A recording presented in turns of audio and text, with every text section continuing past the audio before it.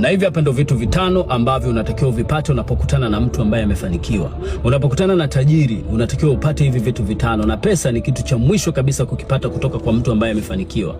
Kitu cha kwanza ambacho unataka ukipate kutoka kwa mtu ambaye amefanikiwa ni uwezo, yeye aweze kukuamini. Unatakiwa upate trust yake, unatakiwa yeye akuamini. Lakini kitu cha pili, unatakiwa upate access kutoka kwa huyo mtu, kwa sababu huyo mtu anaweza akakupa hela alafu akakunyima access. Maana yake ni kwamba unaweza ukaipata hela mara moja tu kutoka kwake, alafu akakunyima access. Maana yake utakuwa hauwezi kurudi kwake mara kwa mara kuzungumza naye. Lakini pia unachotakiwa kukipata kutoka kwa mtu ambaye amefanikiwa ni wisdom, ni ile hekima yake, ule uwezo ambao, vile vitu ambavyo amevifanya mpaka akafanikiwa, aweze kukushushia vitu kama vilivyo, namna ambavyo amepita, njia alizopita mpaka akafanikiwa, ili basi na wewe uweze kufanikiwa. Hichi ni kitu cha muhimu sana ambacho unatakiwa ukipate kutoka kwa mtu aliyofanikiwa. Alafu kitu kingine ambacho unatakiwa ukipate kutoka kwa mtu ambaye amefanikiwa ni upate uwezo wa wewe kulitumia jina lake sehemu yoyote ile, au aweze kuwa anakusemea sehemu yoyote ile, kwamba